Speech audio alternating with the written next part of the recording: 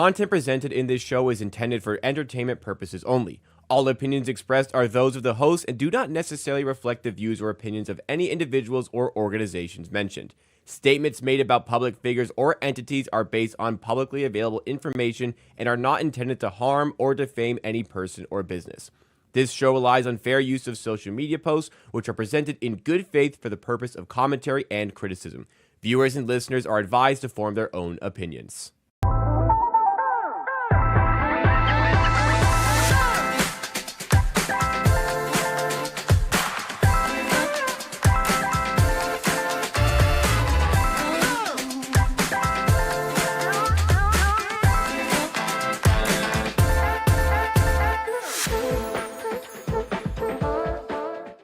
Super Bowl 60 is in the books, which means there is so much to talk about here today on Circle Back here on the Circles Off channel, which of course is part of the Hammer Betting Network and presented as always by Kalshi. If you don't already know, this is the show where we cover the latest and trending news that comes from gambling Twitter. And maybe this is gambling Twitter's apex of the year, Super Bowl Sunday. Again, lots of stories to talk about in regard to the game, but also we're going to be talking about the NFL MVP award that was given to Matt Stafford over Drake Maye and perhaps over Justin Herbert and a bunch of other things on this show as well. I'm your host here on Circle Back. My name is Jacob Germania. I'm a creator and producer here at the Hammer Betting Network, joined as always on Mondays by CEO and of the Hammer and professional sports bettor Rob Pizzola, basketball originator Kirk Evans, and Jeff Feinberg, Chargers superfan, who also probably wouldn't have even voted for Herbert himself. But we'll save the MVP stuff for later.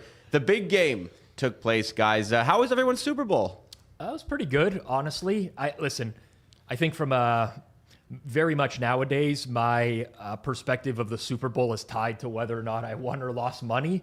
If you're just a casual fan watching, I think it was a dud of a game. It's pretty boring. I was in like a poker club playing poker throughout the game as well, and a lot of the people there were just like casuals who were very disinterested with the way the game was playing out.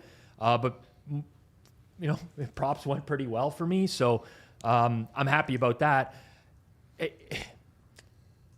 It felt like a dud overall. You know, it felt like very clearly in the early going, you could see that one team was a lot better than the other. And yeah, I know it's not going to be a very memorable Super Bowl for me, I'll tell you that. Yeah, it was about as unmemorable of a game. Like, there wasn't one play. The only play of the game was the Mac Hollins touchdown, honestly. Like, nothing really, there wasn't really any exciting plays. Like, the first half, Kenneth Walker had like 2 good runs. Yeah. That was kind of the biggest plays. It was, yeah. It as weird as it sounds, of like you kind of don't realize how good the game is affects like the enjoyment of the Super Bowl, even though that seems obvious. Yeah. But yeah, it definitely like took a lot of juice out of the room of where I was watching. That it was just like a really shitty game. I took like a break. Like I went outside near the end of the third quarter.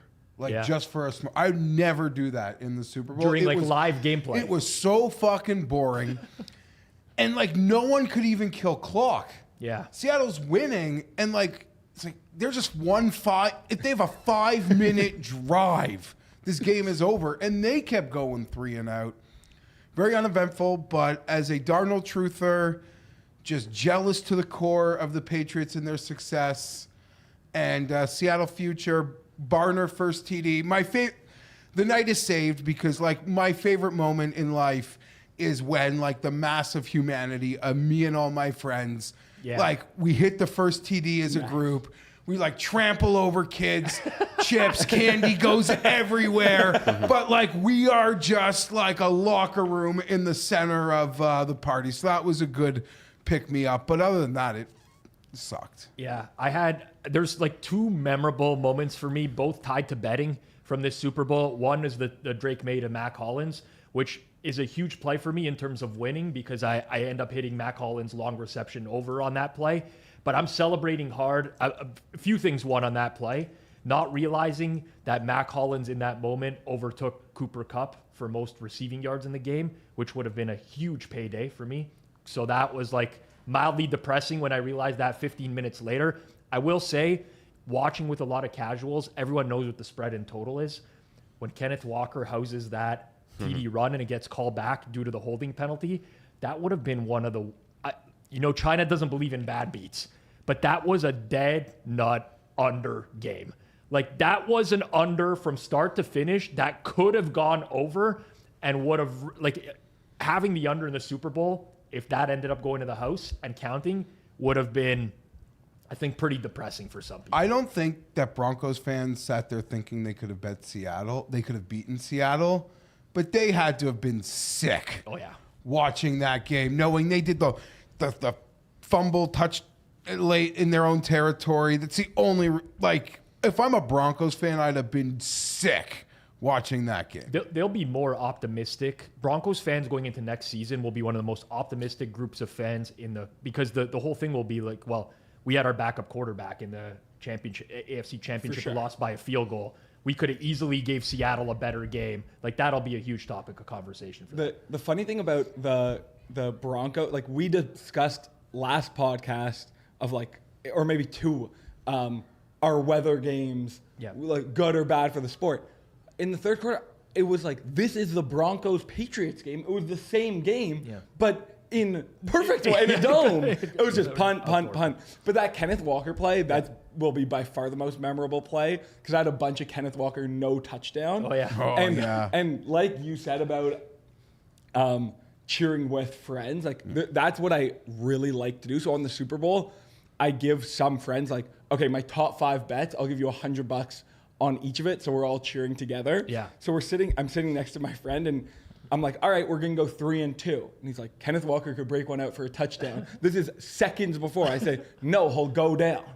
I thought he would go down. I'm like, we won that bet. Yeah. He breaks it out. I'm like, wow, I cannot believe that happened. I see the flag. That was such a good moment. But yeah, those are the moments you remember from this game because it was such a non-memorable game. Yeah. Were you guys ripping live bets during the game? Kirk, yes. I get into it. I'm not like, I don't need a spreadsheet. I'm not into that. I did rip hard, though, when a Telegram chat alerted me that there was still Kenneth Walker minus 300 MVP odds. Yeah. I bet some Jason Myers in game, like at 18-1. I thought, listen. It had to be 18-0.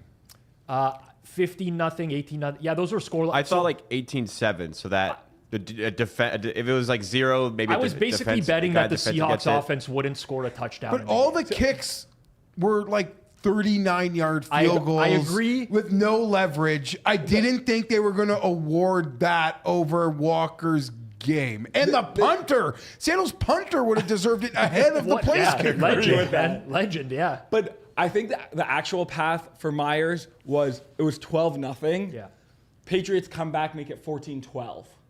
And then Myers hits like a 60-yard game winner. Then it's his. That's a decent path. But that was also a sweat for the game to me because for the last 7 years, I've bet every single kicker MVP. But Myers opened 100-1 this week, and it never really was better than that number. So I had maybe $20 on it. If Myers had won MVP, I would have been devastated. And talking about live, I was actually smashing Myers like really late. And I took a lot of Walker, late. That's what I was betting. But I didn't have like a spreadsheet or anything. I was in a room with 30 people sitting on a couch with my computer, like just completely antisocial, just betting it. I don't even know what numbers I'm getting. Yeah. So it's a bit of a mess when you're in that situation, but I ended up getting in pretty good. Yeah, I mean, another Super Bowl done. Seattle had a great season. If you could have like one thing happen in that game that didn't happen for your prop card, what would it be? It would have just definitely been like another Cooper Cup catch. Yeah. That would have one more George Halani catch for me. Yeah, that was. I lost some George Halani. I mean, listen, I can't. The last play of the game, Travion Henderson catches that. That was a prop winner on the last play. Like, I don't want to say meaningless. It obviously had meaning, but it was meaningless in the grand scheme of like nothing. Didn't change the outcome of the game whatsoever. So, yeah, it was okay. I was like, I didn't bet the side or total of the game. Don't get on me, Jeff. That was not like my.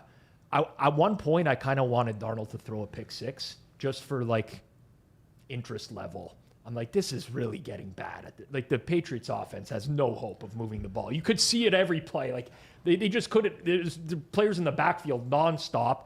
Very creative defensive game plan from Seattle. Devin Witherspoon just firing in off blitzes like crazy. Really, really good game planning. It just never materialized. And then on top of that, though, like my one takeaway, and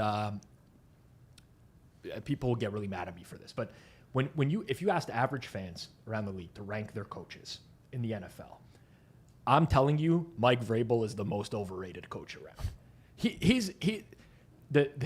The 19-7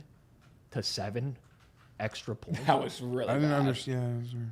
I don't under you Like everyone at my Super Bowl party, Yeah, they're like- was like they should go for two. They should here. go for it's two Like here. so basic. The only response to it was like they must have like some chart.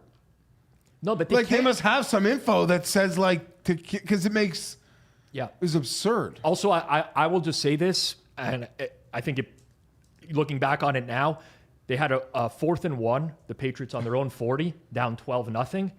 That's a go. Both That's an teams are embarrassing. so- That And is an embarrassing. he was so enthusiastic, waving them, and then like, come on, guys, stay in it. Like, buddy, you're just Like at some point, you guys got to score 2 touchdowns. Like you're already down 12-0. You need 2 touchdowns in the game. I couldn't believe that. So I thought it was.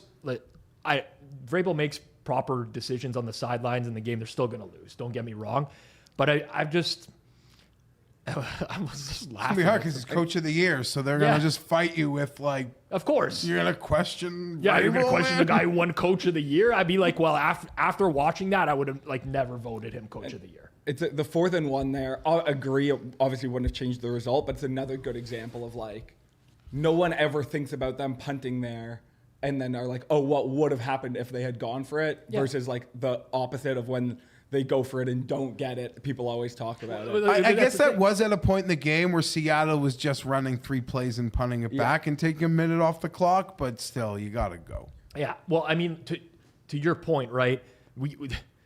There's no when you make like the proper analytical decision and you fail, you have no recourse as someone who advocated for that decision other than what the process was, right?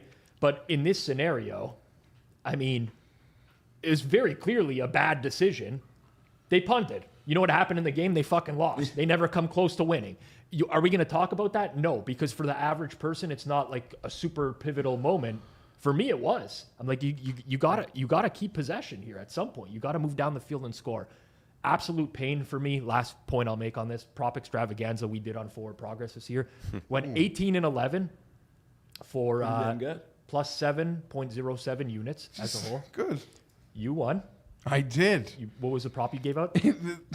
Drake Maye. Oh, Drake Maye under rushing 37.5. Won by the hook. Won by the he had 37, and he got like a 5-yard run that came back with the holding late. Yeah, blessed, I guess. There are a lot of people that could have played that, made money on that on both sides. For sure. through the Well, week I on that one. honestly, I think a lot of people who played that prop, regardless of which side they were on, ended up winning. Because a lot of services released over on Drake Maye early in the week, much lower numbers, ended up closing like 35.5. So I guess if you played under at post, you lose. But you were on MVP, Loss. loser. I was on Patriots not to reach the 50-yard line on their, on their first possession of the game at plus 124. Of course, it only happened on the first possession of the game.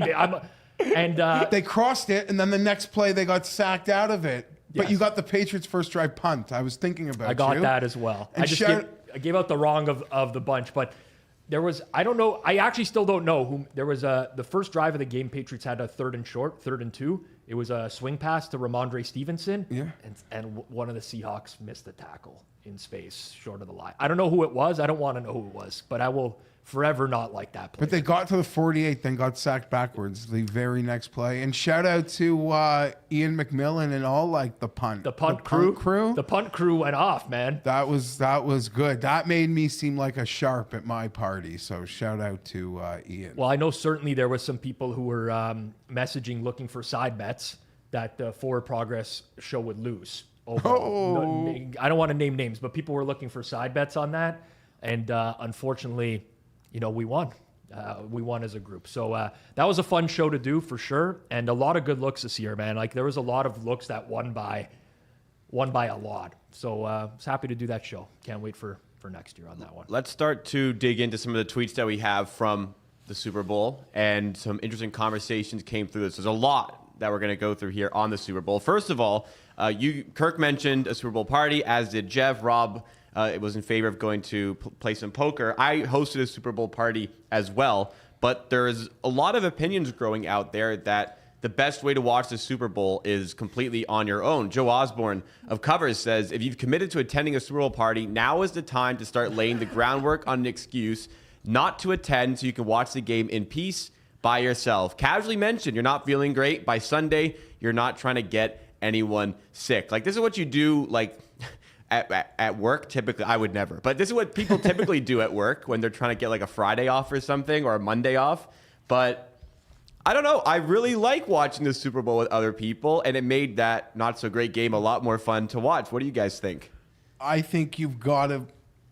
I think it's crazy. I will die on the hill that, like, alone on New Year's Eve with people on Super Bowl. Mm-hmm. And maybe you should say you should be with people on New Year's Eve, but the Super Bowl is just not a time to be alone. Yeah. I feel passionately about that, and I'm one of these hardos that is like such a football hardo. It's not even football season. It's like a cherry on top of an ice cream sundae that was football season. It's just such a good time. Like, who the fuck cares? Tirico, the NBC broadcast, they're the gold standard. I don't give a shit what they have to say at the Super Bowl. Completely I'm agree. with my friends. Like, we're just having a great time. As you get older, you know, the kids are there. It's a good time. We're having a great time. We're laughing. No one gives a shit. Being alone, it just seems so depressing. I'll be alone on New Year's Eve because it's late and I'm tired and I'm old, but never on the Super Bowl. Yeah, the only like way I would ever think of doing this would be like if I'm like, this is a real money-making opportunity, trading. Or if your it favorite live. team is playing. Or if your favorite, sure, agreed. Yeah, I don't want to be I would watch a around like Cowboys my Super- friend's wife Yes. when my Yeah. clapping when my favorite team is playing. Yeah. Agreed. But like, not to get too like macro on this, but like, hanging out with people is great, and we've kind of are losing that as a society. And there's a big like trend of like, oh, like I just want to stay in and not do anything. If you just stay in and always don't do shit, like every day is the fucking same. Go and see your friends, go and see your family, have fun. Like, it's not like you don't need to be such a fucking hardo and be like, oh no, I need to listen to Mike Tirico. Yeah. Go see people you love and have fun. It's incredibly healthy to be out laughing with your friends, any other people, but especially like your friends. Yeah, I'm in a little bit of disagreement. I agree with you generally. It really depends on your friend group. So my friend group, unfortunately, I don't enjoy watching football with them anymore. Championship Sunday, I honestly couldn't handle it. Luckily, the guy who was hosting had the game going on the main floor and in the basement as well, so I could get away from the people I didn't want to be around. But my friend group are the type of guys like JSN goes to the locker room for, concussion evaluation, and they're like, I told you it's fixed. Yeah. Like, the NFL needs this. I can't handle that. You maybe need new friends. Yeah. Also, I watched the old Super Bowl, Kaepernick, Ravens 49ers. The blackout. Oh, boy. The blackout game. I watched that at a party that was not enjoyable whatsoever because 90% of the people there really didn't care enough about the game, and it was driving me nuts. It was so loud. Like, people were distracting me. They were trying to pull me into... I'm watching... We're here for a Super Bowl party, so I get it. Generally, I want to be around friends. I played poker with some friends. We frequent the same poker club, so I was there with some of them yesterday. But there are times where, like, in theory, beforehand, I can't wait. Like, I'm really looking forward to an event, and then like an hour in, I'm like, Jesus, man, I just don't want to be. I'd rather be anywhere but here right now. Yeah. It's sad. I think the Super Bowl party, and like this was kind of how I had it set up last night, was like, you need to have a row of seats right in front of the TV for like people who actually care about football. You get one of those seats, you can just sit there and watch the game, and then you kind of have like a back party of like if people just want to gather. Yeah. And like they don't need to intermingle. Like, if you don't care about the game, don't go fucking annoy people who do. Mm-hmm. That blackout Super Bowl, the guy who hosted had a ping pong table, and when the blackout happened, I was just ripping everyone in ping pong, and then like they wanted me to keep playing when the game was going on. I'm like, no, I'm not. What are you guys doing here? I'm like, this is gonna be like a great finish to this football game. anyways. I do agree. Like, I guess if you're a host, you don't want, like, if your friends, like, are football fans, it's not to say, like, no one can be talking. It's like football library. Yeah. But, yeah, I guess creating optimal situations, like Kirk had mentioned, when you sort of bring in the other tier. I just have a few friends that are really over the top now with betting. Like their experience is just updating odds nonstop the whole game and then being like, Rob, can you place a bet on over 29.5 for me? Like, absolute lock. There's no way the NFL wants the Super Bowl to finish in the 20s. It'd be horrible. I deal with that, and I don't have the, like... But don't you find if you're on your phone, like, watching it, then you don't even, like, you're ahead of the game? When my buddies do that, if I'm hosting, I kick them right the fuck out. That's unacceptable behavior. I used to have a thing where people had to put their phones in a bowl when they were inside. They could take their phone out if they wanted to. We got away from that a little bit because of live betting, and I broke the rules a lot myself too.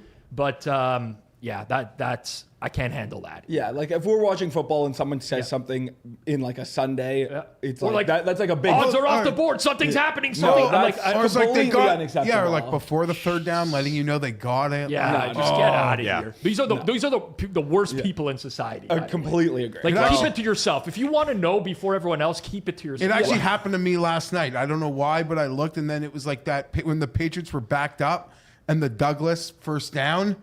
Yeah. I was like, it's just, okay, I'm going to swallow this. But like, all right, we're getting ready. Rob, you said the worst people in society. We're going to give that take a run for its money in a few minutes. Right. We're not going to do that just yet because we're going to get to this one here. Mitch Moss at Mitch Moss Radio had a take on the Super Bowl MVP. He said, I had Jason Myers, 250-1 to win MVP. I'm not even suggesting he deserved to win despite kicking 5 field goals. But if not tonight, then it's never going to happen for a kicker. Books shouldn't offer the position. In fact, the league should come out and say they're ineligible. This is a very weird tweet. You bet on it. I You bet on it. Mitch is great. This is wrong. You should be able to bet every single player. That's I couldn't find the punter. Was that available for you guys? I couldn't find the punter. I wasn't going to bet it. I was just up curious. live, but some books pregame had like kicker, long snapper, punter. Okay, I couldn't find the punter. Go. So this is a bet I've made a lot, and I honestly don't want to argue with this right now because I want the odds to be better for next Super Bowl when I have a chance to bet it again.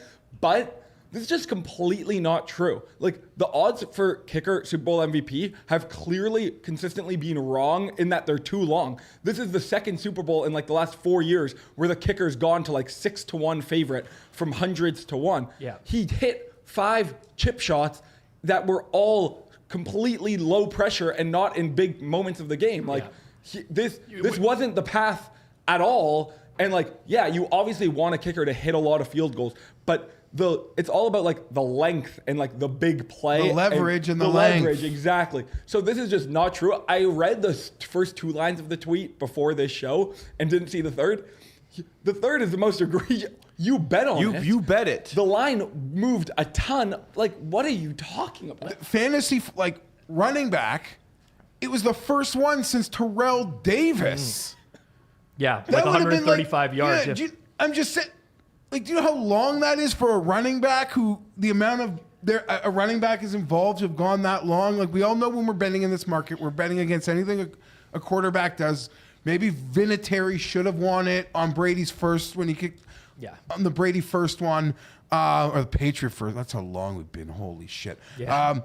But no, there's absolutely a game path that we can see where the MVP, I don't want to say unanimously, but like pretty much like everyone's going to know that this could be his tonight. I mean, like a 13-10 final where a kicker hits like a 60-yard walk-off. I mean, like, there's lots of scenarios you can envision. Yesterday wasn't the one.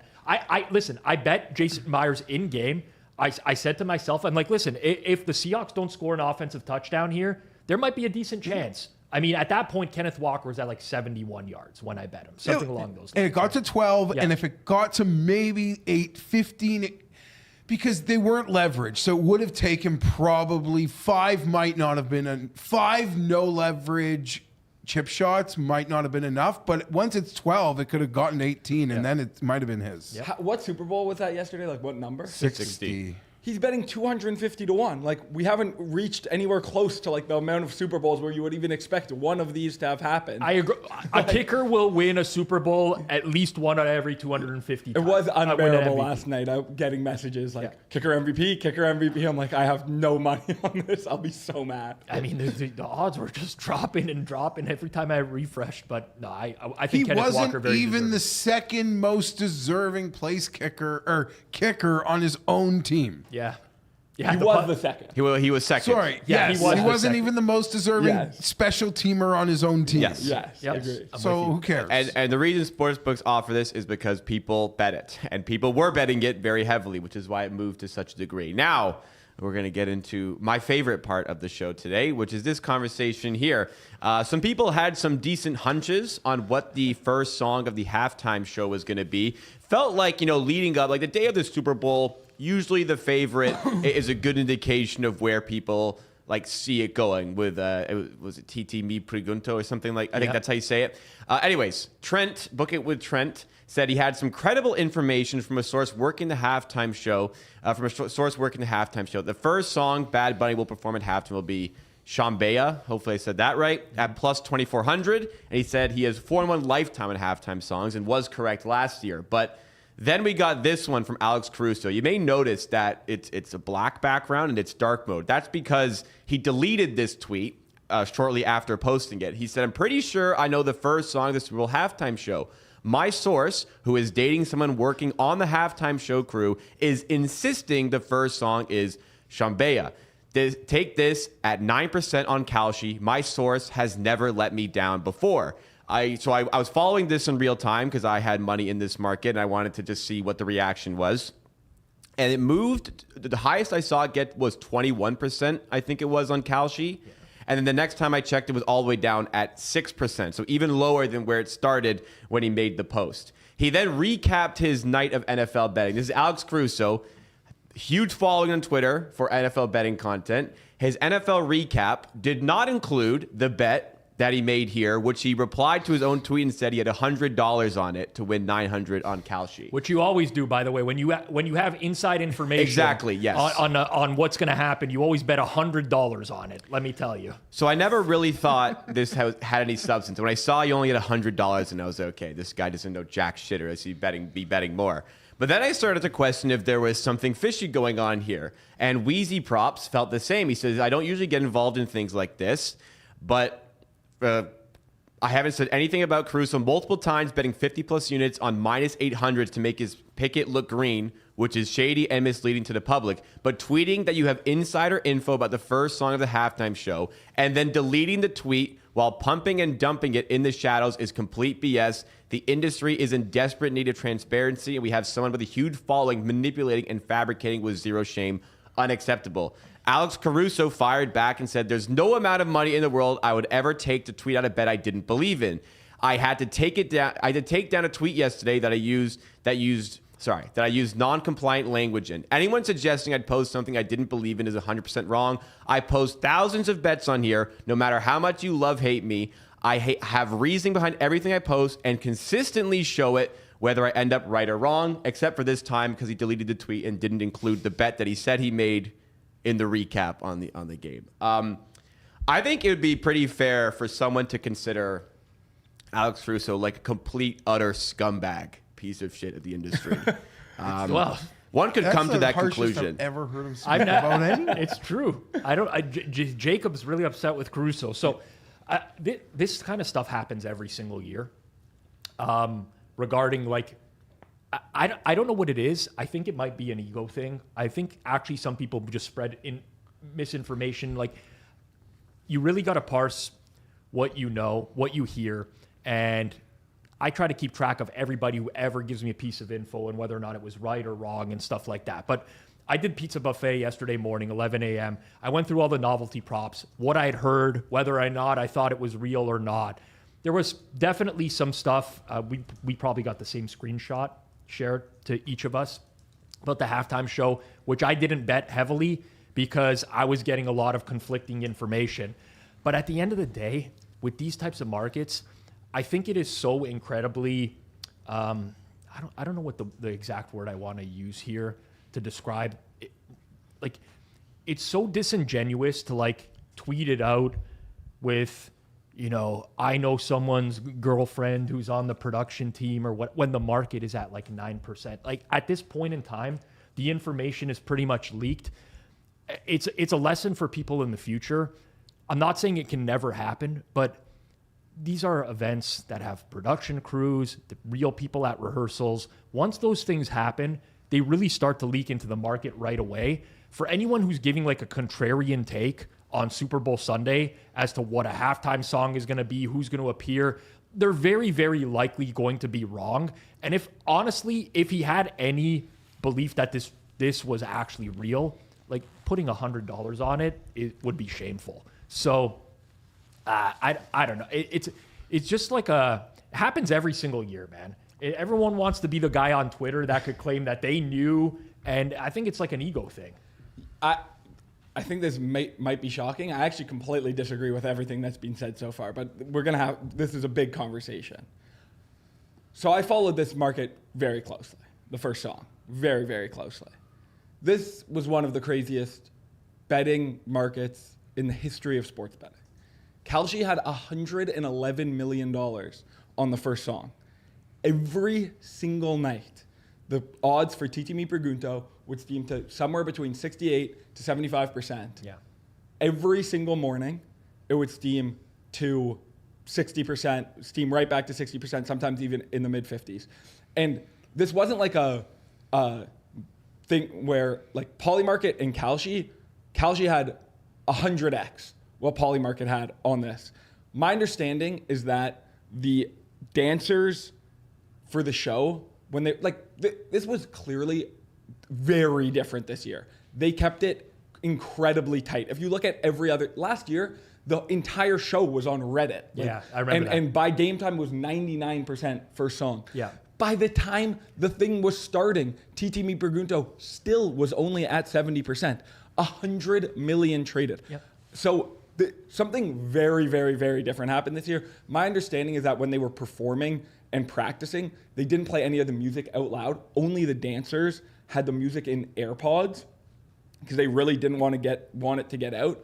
I legit think there could be a documentary on what happened in this market because I don't understand how there was like tens of millions of dollars on Titi Mi Pregunto. No, like who thought they had info and why they were betting it is something I will never understand. But that's what prevented me from betting it hard on the yes, Absolutely. even though everyone I knew in my inner circle was like, this is what it's going to be. I'm like, yeah, but like it's trading at 70%. Like how? It didn't move. Yeah, it did not move. I mean, it fluctuated a little bit. Like it went up and down, but I'm saying like it kept getting hit back. If you got in at 60 on Wednesday, you could have gone on Thursday, you could have gone on Friday, you could have gone on Saturday, you could have gone on Sunday, and you could have bet legit. If you wanted to, you could have gone to 50 million position on Titi Mi Pregunto. But to the Alex Caruso of it all, I honestly think that what he said was true. Like, I think he had a source that he believed was right. Because I think the people in production normally have it, and I just think they didn't have it this year, and they were speculating and they didn't know the exact order. Because Caruso and Trent tweeted it, and also Caruso only cares about clout. Like, that's how he makes money. That's all that matters. So I actually just think he thought it was Chambia, and then it turned out to be wrong. And like, Caruso does worse things than that on a daily basis because, like, including this recap that doesn't even have odds or units. Like, I actually just kind of think Alex Caruso in this spot, and like, should you be tweeting that without it being really certain? It is a 20-1. Like, he probably thought he was giving value to his Twitter followers, of course, for clout. If he had deleted it after the show, like that's even not as bad. He deleted it like 2 hours after he posted it. Obviously, it was still well he should have before wrote the game. something. Clearly, he also changed his mind. Like, he said it wasn't like compliance, but he should have obviously tweeted something about it, like Trent, who tweeted later, like, we're fucked. But I just actually don't think that this is like that bad. Well, in this market, right? So like Trent has a big following, Caruso as well. I don't know how many. I don't know how many people are following these guys' information, but how much of like the Kalshi flow on that market came from people who were like following Trent? Do you think? Under 2%. Okay. Under 1%. Because it was just such a weird market. You know, I will say, and people know this, I've mentioned this many times before. I get Anthem info every year, right? I don't know how it happens. I don't know what the deal is, but I get the info. It's good every single year, within like a second. Always has been. Yet every single year, and this was previously when the markets were way bigger to bet it, we would bet it heavily within like a second of the time that we knew, and then it would steam back the other way. And we would have the exact same internal conversation every year. It's like, well, our guy is always right, but like, what if this is the year he's wrong? Like, who knows something that we don't know? And then it would come and we'd be like, fuck, like we should have hit the numbers back. We should have did this and that. And I think Super Bowl brings out like a lot of ego in people where I can't even tell you the amount of times I've had people who on Radio Row that just go to Radio Row who are like, Rob, I'm hearing the first pass of the game. Like if the Patriots get the ball is going to be a passing play, right? Like how the fuck would you, like I'm thinking, but I mark these down and they always turn out to be wrong, or sometimes they're right, but maybe they were just, people are always hearing stuff and they want to pass it off. For sure. They want to be the guy or the girl that like is the one who knew. There's a human nature about, I don't know, just getting like that type of. I'll be honest. In the days where there were certain websites that would let us have would have alternate anthem numbers. And shout out to Pink back in the day. I would alternate be unders fortunate on enough to know Rob and get that info. But like in my circle, I'm the kingmaker. Yeah, right. That's great. Like I'm the king. Yeah. I'm the captain now. Yeah. You show up at the party and, and it's like the Jeff, same what's guy. It's the same. Everyone's the exact same. Like buddies would have written or died it, and the same guy asks has 100 questions about it. To where my other friends are like, "Shut up! Stop asking him about it." Anyhow, to Rob's point, it's like a human thing. Like that was the greatest feeling in the world. Mm-hmm. Getting 100%. But I felt like last night, if it wasn't the first song, I would have been because I told people what I thought the first song would be, and I was like, I have not sweat a bet like that in a long time because I would have been sick about losing that. Yeah. I completely agree. But the thing is, with Caruso and Trent, yeah, there are millions of people on earth I would take if it was Caruso and Trent originating an NBA prop. That's not. They're not exactly the Trent good at that. tweet. I got to be honest with you. I know it shouldn't have affected me in any way, but Trent nailed the first song last year. I don't know if it was a guess. So I'm like, you know what? I don't know. Trent seems like well liked and well connected where somebody could give. So I'm like, fuck, because it's a great power to be able to win your friend a washer dryer. Yeah, for sure. 100%. And this is at a time when the numbers were still up an hour, 2 hours before the game. Yeah. It didn't even disappear. So a couple of days, which friend do I want to hook a vacation with? There was literally, to his point, there was one year that Pink sang, and Pink was sick. I don't know if that affected her, but the rehearsal times were 20 seconds lower than the posted total. And sportsbooks were offering alternate unders. You could bet alt unders 15 seconds less at plus 400. It was the most insane time. I cannot believe that we lived in that time. But we're kind of back. It's a bit kind of back. I'm not going to lie to you. This year was the first time it was back. It was back. Sponsor of the show. I don't care. I'm just going to say I was glued to that Kalshi market was on my phone all day yesterday. I could not stop refreshing it. It is just a very different way to I don't know. I was literally addicted to watching that market. If the golf wasn't on, I'd have put it on the big screen where I was. It was that exhilarating. Even the who will perform. Yeah. Just staring at that screen, and I'm I don't even play it because I don't have access. Although it does seem awesome. I'm like a newbie, more of a newbie to it. Yeah. It's just like the first real time I got enthralled by staring at the Kalshi screens with no action. With the numbers popping up every second. And I got tempted to make bets based on like simple logic, but afraid of how things were going to get graded. So in the end, I just, I have two friends that are very, very good bettors, like 99th percentile bettors, who were both adamant on the opposite sides of Cardi B to appear or to perform at halftime. And you'll remember what I put in our Circle Back group. Yes, I'm like, cannot wait till Cardi B is standing on stage but isn't part of the performance, and wait for that to play out. And it actually played out that they were both so certain that they were right. Like, they could not collect enough money on opposite sides. I believe one of them said, if I'm wrong at halftime, I'll win it back on my streaking in the second half. And there was a streaker. But they were at the games like, I'll be the streaker. Don't worry, I'll fill that. My 2 cents, I wouldn't call that a performance by Cardi B. Agreed.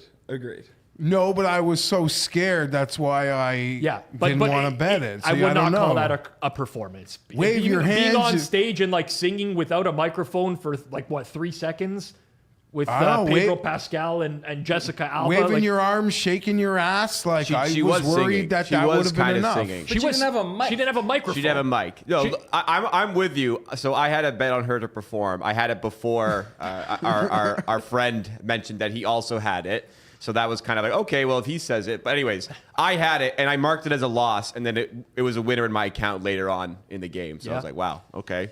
I'll take it. What's funny is Jeff says he's like the king of his party when he gives out these bets. No. I feel like I'd be the same, but my friends are so stupid they won't even fucking bet them. Even when I say, hey, I know what the first song is, bet this. They won't bet it. It took about 4 years of me giving out proper anthem times before someone is like, yeah, you know what? Maybe Rob gets it to the exact number every year. It took a lot of years, and originally it's only like the true degens in the group that like ride or die with you.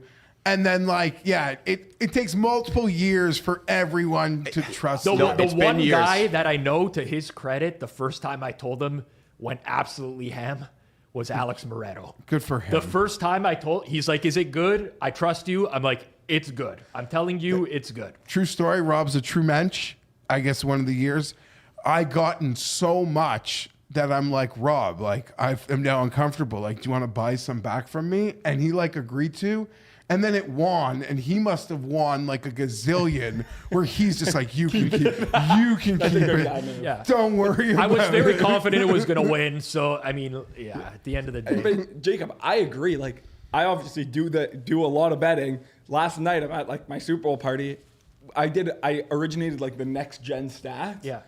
I was like, Mac Hollins under 19.5 miles per hour is a 97% probability. This should be priced at minus 5,000, and it was like minus 180. And like one of my friends takes it. It's like, you guys probably, like, they're all betting parlays. I'm like, obviously it's like, oh, it's minus 180. It's miles per hour. It's so dumb. It's like, it's gonna win. The tough thing with Super Bowl though is, I know my friend group at least, it's like the day of the year where you draw a line in the sand. Like, you handicap everything. They come in, they've spent the entire week betting their prop. So if you tell someone something that's they're like, well, like I would have people before, like, I watched this guy perform like 3 national anthems. It's not even close to the time that I'm like, buddy, like, I don't know what you're trying to tell me right now. Like, who cares? Like, but we know the answers to the test. But everyone does like their own kind of thing, their own handicap. And that's fine. I don't want to take the fun out of sports betting. I completely get it. Some people arrive at the right stuff using the wrong process and vice versa. But there's something about the Super Bowl that really brings out the everybody all of a sudden knows everything about, like, this is a lock. This is this. This happened 19 of the last 20 Super Bowls. I'm going to bet it. It's kind of what makes the Super Bowl really fun, honestly. Next up for the Super Bowl, this is the last thing we're going to cover on the Super Bowl, was the halftime show. What did you guys think of the halftime show? I thought it was fine. I mean, I didn't understand a word, but I think I've seen worse. Like, Black Eyed Peas sticks out in memory as one of, like, the really bad ones that I've seen.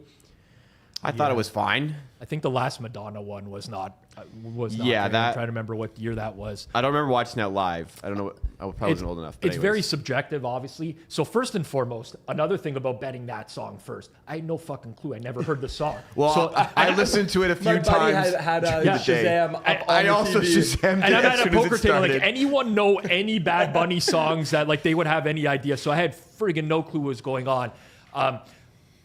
Obviously, depending on the type of music you like, that will determine your enjoyment of the Super Bowl. This might come across as overly insensitive or offensive. I don't really mean it to be. I'm just describing my experience.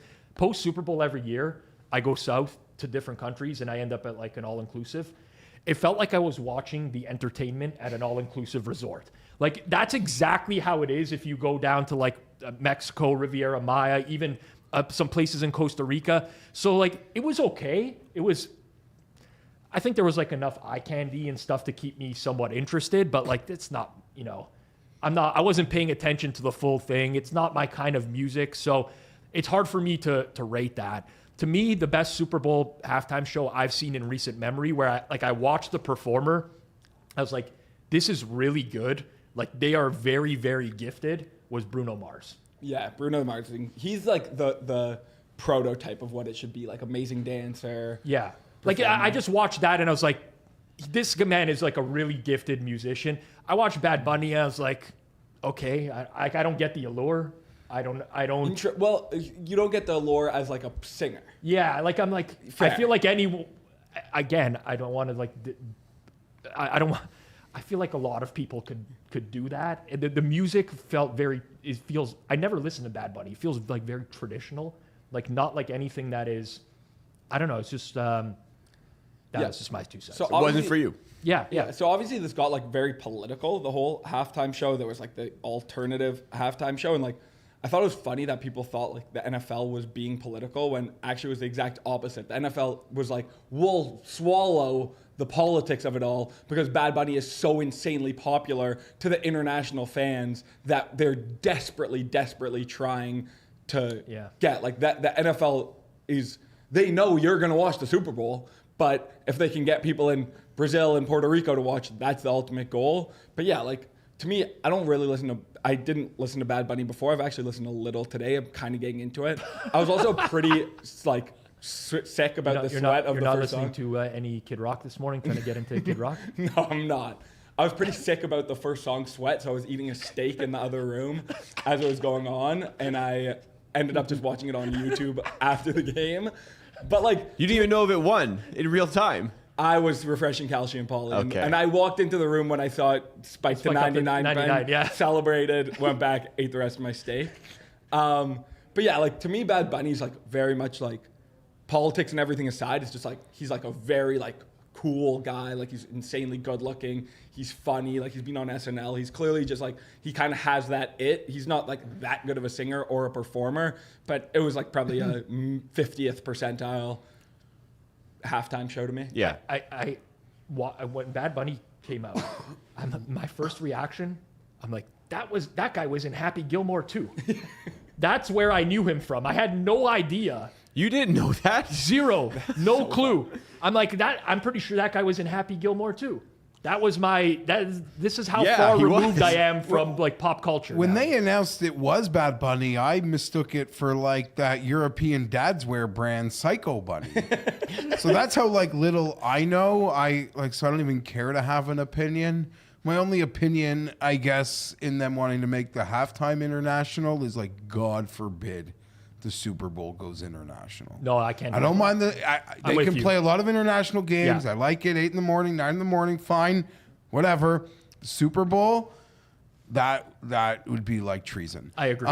Separately, I'll throw in the fact that like doing your own political like halftime show like that Turning Point did is like, I guess you have the right to do it. It's the weirdest fucking thing ever. I agree. And if you're actually going to be the biggest weirdos and do it, it can't be like the biggest losers. And I don't like hate Kid Rock. I watched the Kid Rock performance today. he had like a backing track with his vocal. He wasn't singing half Like, the if time. you're gonna do it, you can't like have nobody. Like, you have to. I don't know. And, like- it's so like even doing it is embarrassing, but doing it and it being the worst people is so pathetic. Like, such losers. And like Kid Rock, at least people know that person, know his name. Like the other three people, no one had ever heard of. It was like the most like stereotypical country name that it could have been AI. And the most like hardened friend of mine who in our group, like, right, he's even like laughing, like he's watching it like as a joke, kind of like on his phone, but like even like they're acknowledging like how embarrassingly pathetic it was. The intersection of like politics into everything now, honestly, I know I'm beating a dead horse with this. I hate it so much. Like, I grew up, when I was growing up, I was like the 4th grade, 5th grade. I used to listen to like Limp Bizkit, Korn, Kid Rock was like someone that I really liked. I would like to just be able to like watch a Kid Rock thing, like without being judged based off of that. You know what I'm getting? Like, I'd much rather watch a Kid Rock halftime show, me personally, than Bad Bunny. But like, so much of it now, the world is broken, is what I'm getting at. Like, you can't even, and part of it is like Green Day performed before the game, right? And there was something about like get rid of ICE or something, which whatever. I don't like the intersection of politics into sports. I like being able to watch the game and just forget about politics for a minute, and like everyone came together as sports fans, and it was good, and then you move on and you talk about it after the fact. And I hate that's what that's become. I totally agree. And I actually thought Bad Bunny did a really good job of like, he actually kind of made it not political at all. Yeah, Everyone was like, what's he going to do? Well, I couldn't What's he gonna understand do? what he was saying, so I can't tell you if there are any political. It's fair. But my understanding is he just kind of like brought out like the flags and said like, we love all these countries. Yeah. Like, it was not really, it was kind of a really good move of everyone was like, what's he going to do? What's he going to do? What's he going to do? And then he did nothing, knowing people were going to hate on him anyway. Yeah. But people saw with their own eyes. Obviously, yeah, you can't understand him. That is fair. Yeah. But like, he just kind of didn't do that. I thought it was the right move. Yeah. There was some people on Twitter, in gambling Twitter, who were not fans of the halftime show. Amanda Vance being one of them, was at the Super Bowl and apparently lost, according to herself, 1,000 followers in 2 minutes because she put on this like performative thing where she was watching the Turning Point halftime show on her phone while the actual Super Bowl halftime show was going on. She questioned why people unfollowed her there, and someone here, Kat Dunn, says, I unfollowed you because I thought it was performative as fuck for you to set up a phone to record yourself not watching a halftime performance that you were literally at. And now I have your band of idiots sending me a white American threats of deportation. Yeah, it just, again, performative, I think, is the best word to describe it. Like, just, if you don't want to watch it, just don't watch it. Just watch something else if you really want to. But I don't think it's that big a deal. You're at the game. there's shows You're at you don't the really like Super Bowl. sometimes. Just watch the entertainment in front of you. You could go home and watch Kid Rock at any point afterwards. Like, I don't know why she would do this. Like, people who disagree with her politics are still horny and want losing sports picks. Yes. I'll tell So, you. like, why sure. would she do that? Because she generates like 5 million views from doing I stuff think like I that. think she thought that the video would help gain followers, and then it didn't. So then she tried to post a thirst trap photo complaining how people are unfollowing her. Seemed like the move to me. I gotta tell you, man, the influencer lifestyle is so sad to me. And some people like really envy it because they're like, oh, people are making a lot of money. They get sent to the Super Bowl. The stuff you have to do to be an influencer, like a the true stuff you got to influencer- do to be 4 rows from the top of the fucking Well, stadium. true, but like, What are we talking about? I was looking at ticket prices yesterday for the shit and giggles of it. Like, you could have gotten in that building, no problem. Jeff, do you know what kind of bad shape I would need to be in life to be at the Super Bowl and the halftime event is going on and I got my phone out here, someone else recording me, watching a different halftime show, singing along in the crowd of people who are also watching? Like, I would be so embarrassed. I honestly try to stay clear of this stuff because it actually makes me mad, like ill almost. It's just, we live in a different time. It's embarrassing, man.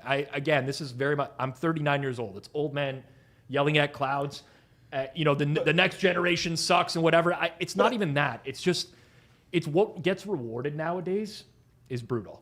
It's brutal. It's clickbaiting is what it is. Yeah, I think, and most young people would even agree with you on that. Like, it's like, yeah, you kind of have to sell your soul for like some followers and clicks. Somebody will respond in the comments and be like, well, what about these thumbnails you do on Google where, you're thinking and your mouth is open? It's like, I think we're talking about... I think the scale's a little different. Yeah, there's no apples to oranges here, people. Yeah. All right, well, we're moving on from the Super Bowl in just a moment. Before we do, I want to just... We're putting a lot of work into this show. We put a lot of work in on this channel. We'd really appreciate to help you get the subscriber amount a little bit higher for us over here. There's a lot of people that are watching that are actually not subscribed to the channel yet, and I will forgive you and call it an honest mistake. But do me a favor, if you're enjoying the content, you want to see more content like it, see what we have coming at you for the football offseason, subscribe right now as we push for 22,000 subs. The larger the channel grows, the more content and the better the content we can provide to you. And while you're down there, if you haven't done it yet, you're already subscribed, hit that like button, help drive us up in the YouTube algorithm. We're done with the Super Bowl. We're sticking with the NFL because we haven't talked about it on Circle Back just yet. The NFL MVP results are in. Of course, Matthew Stafford was the winner, but it was so unbelievably close in the voting. Matthew Stafford received 366 of the points, 24 first-place votes. Drake Maye received 361 points, 23 of the first-place votes. Josh Allen got 2 first-place votes, and Justin Herbert got 1 vote, which people were a little bit surprised about. Michael Hurley said whoever gave Justin Herbert a first-place vote should probably have their voting rights revoked, and this person could have stayed in the shadows, could have not revealed. And then... Jacob, go back to that for 1 second. I know you're introing the topic. We got to do away with this stupid fucking... Well, I agree. Stat head graph, every single... Like, these stat categories are not created equal. Like, rushing yards per attempt or whatever should not be worth the same as passing yards per attempt for a quarterback. Like, fantasy points are on this thing. This is a friggin' joke of a thing. Yeah. Everyone that was arguing Drake Maye kept using this picture. Like, use some common sense. All right. Yes. Anyways, the person who did vote Justin Herbert actually revealed themselves. Sam Munson says, I was the Justin Herbert vote. The guy had the worst offensive line in the NFL all season.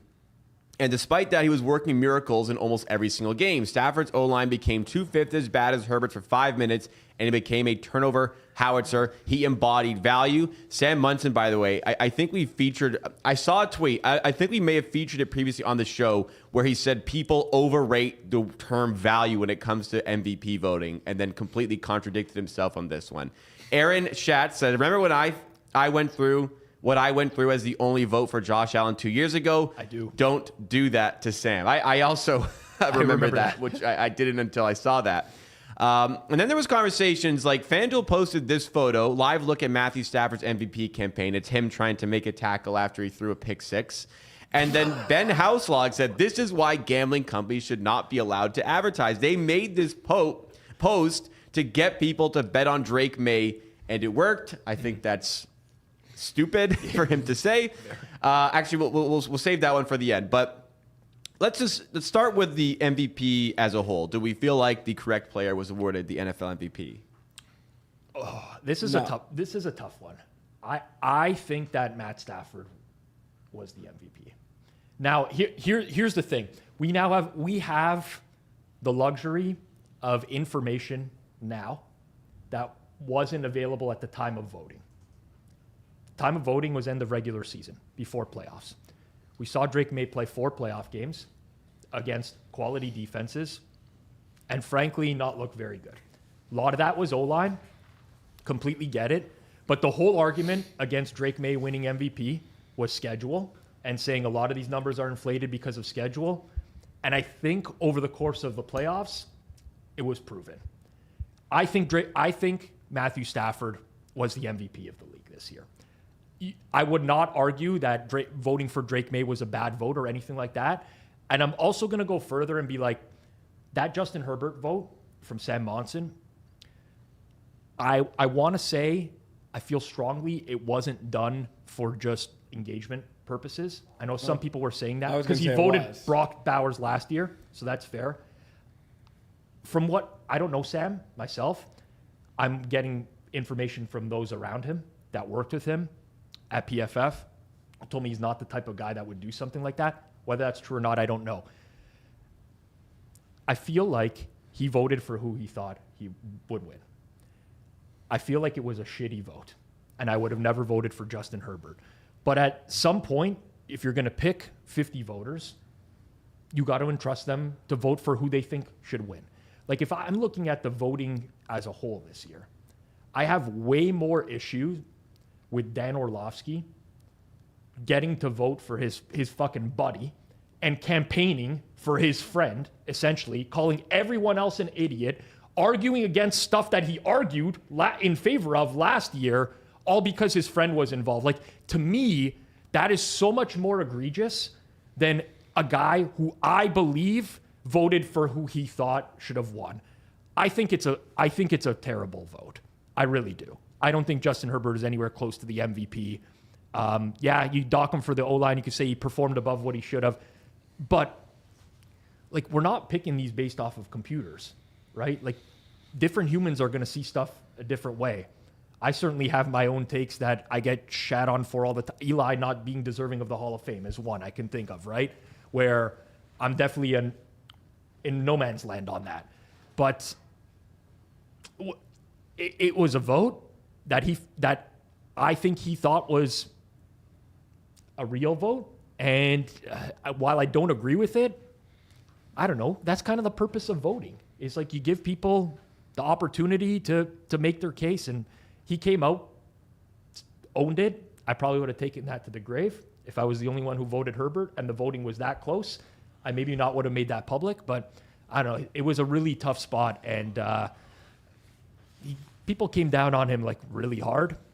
I kind of felt for him a little bit, honestly. I did. I know you guys are going to laugh. I'm like, you know what? He voted for the guy he thought that was... He doesn't deserve death threats. I agree. That's what we're talking about. Neither does Amanda Vance, by the way, for that. Like, you don't need to tell people you're going to fucking kill them or whatever. Right? It was the same with Schatz a few years ago. The thing is, Sam, he put like a video in December pretty much like saying he was going to do this. So I don't know where he felt like emboldened to like hold it. Oh, good point. Like he But said I he don't was know. going to do He it. said, yeah, I remember like, I watch him and Steve. Yeah. Yeah, they just banter about the upcoming games and nuance of the league. And I feel like he said a month ago he was going to do it. I'm shocked he did it. Herbert was like awesome this year. He put the team on his back. He's not a full season stat-based award. It's a very silly vote. Doesn't deserve death threats. And then it turns into this like everyone slander Justin Herbert. Yeah, so exactly. It ruined my like day. Because it didn't do Herbert any favors. It just turned into like why Herbert isn't, which became like the thing of the internet, which the internet can do. Yeah. But just like, where did I thought I was done till next season taking these body blows. It's really a story because the voting was so close. Yeah. So a lot of people are like, that vote could have mattered. You should have voted for one of those two people. But if the votes were like 30 to 15 or so, I'm just throwing out random numbers, no, like he's not getting dunked on the way he was. And, it's a tough one. Do you think if he knew how the voting would play out, he would have done that? I do not think so. I have no Because idea. at this point, it feels like a much higher leverage vote. Yeah, for sure. Yeah. Do we know after the fact? He that said. He's publicly said who he. Yeah. Because I saw, I guess this was on a Thursday. On Friday, he was at the Super Bowl, so he did Radio Row. He did like Boston radio, Yep. so he faced the music. Yep. And he said Drake Maye wasn't my second choice. Oh, so it's really? not Well, like you have to vote so, on the you vote first place, second place. So it's not like he doesn't Yeah, so feel he like would've he voted cost Stafford. Drake Yeah, Maye sure. the MVP because Drake Maye wasn't even his second choice for MVP. See, like I didn't love the word, his whole rationale that because he typed it out really quickly after the voting came out. I was the one who voted for Herbert. Here's why. He talked about how value is in the term, which again people can look at that subjectively. Zola would have made the vote. He would have taken it to his grave. He would have loved seeing like his colleagues taking shit for something he did. I would have started Like, you would've spreading rumors that I think I know. I think I know who it was. I think I know who it was, but for the sake of I would like kind of put it in some direction. But he could have easily said that, because I think he put it out there because it was close. But he could have easily just shut that down right away and be like, "Listen, I know it might look like this, but I voted Matt Stafford as my number 2. I didn't affect the outcome of the tally, is what he could have done instead. Bad messaging. It's like he got his PR from Flupp. Yeah, agreed. But yeah, that kind of makes it seem like it's more of attention seeking. So- Because that would have obviously made it way less people losing their minds if he just said, I had Stafford second, it wouldn't have changed it. I know, but like these situations, you can't win. He cannot win. Once he voted for Herbert, he cannot win. And he doesn't know that it's going to, the vote is so high. I guess he should have known it would be close. Yeah. It is in my opinion, it is a terrible vote. I don't see any. I know he's explained his kind of process. I don't agree with it whatsoever. I think it is a bad vote. But at the end of the day, people should be able to vote for who they think. If he has been entrusted to give a vote. But he's almost doing this referendum on what the award means. He's trying to like start his own mini battle because it is vague, but we all sort of use our eyeballs and decide. He tried to fight that battle previously, and now he's completely contradicting himself. Yeah, you're right. Yeah. I've Do you get a vote? I know in baseball they like switch up which award you vote for, and you don't get to vote for all of them. Like, do they all vote for all the awards, or they just are? I don't know the baseball process. I also I think it's very disingenuous for people to just use the Drake Maye counting stats. You know, like those fucking charts of all the stats side by side with Stafford and be like, oh, show me where. Well, Matt Stafford doesn't rush the ball as a quarterback. That's not where his value is. It's of course going to look worse than that. I'm not saying that should be diminished for Drake Maye. The fact that he does, you know, you can make an argument for that as well. But I don't know the voting. Yeah, how do you define most valuable player? Yeah, it's a hard thing to vote for, but it does seem like this one was a real because I could talk about the value of every quarterback in the league and who the backup is on that team, and I could derive up what a point spread adjustment would be. That would be a definition of value. Yeah, but it's not the right way to vote. Yeah.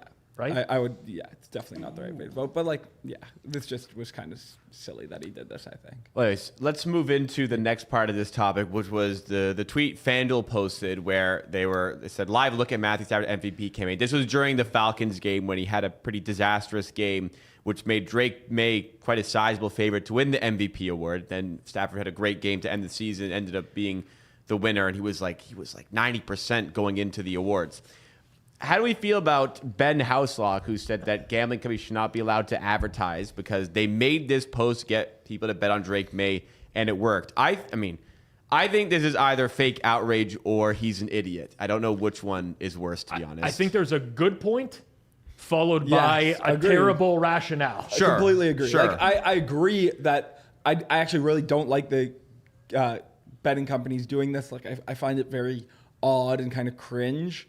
But yes, obviously, it's this kind of goes to Rob's point always of how conspiratorial everyone has become. They didn't tweet this so people bet on Drake Exactly. We can't even give in to the stupidity. Whether or not gambling companies should be allowed to advertise, different story. This to me is not even really an advertisement. This is their Twitter account, just tweeting stuff for engagement. If you take that seriously, Ben Houselock, you're an idiot. That's all I got to say. All of these premier, by premier, I'm referring to their market share sports books. Yeah.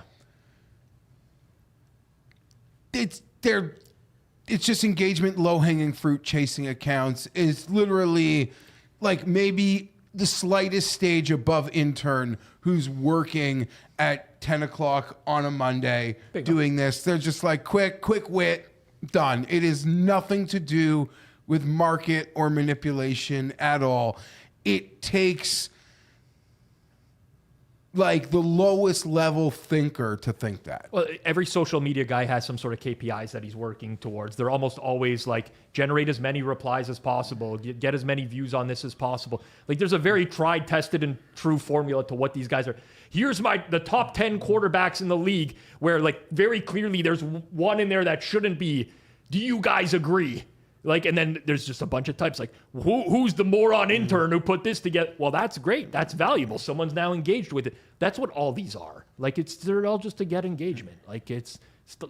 They made this post to get people to bet Drake. No, they didn't. They made this post to get views. That's it. Yes. That was the goal. And final one comes from at the DGen Weekly, formerly known as the Degenerate, now known as Jeff Sunday, says, serious question, and I'm not being an asshole. If the MVP winner should be based off of who has the best stats, why do we even need voters? Feels like something a computer could determine, like a BCS format. Well, it could determine it, but then we'd all have to agree what formula determines it, which would not be a very fun thing to do, and especially as information evolves over time. That's my stance. What do you guys think? The MVP, it's not a box score filler. You have to have a bit of, yes, you have to have the stats, but you have to have the eyeball. You have to pass the eyeball test. You probably have to come into it with some level of like predetermined equity, which credit to Drake Maye, he like didn't as of opening day.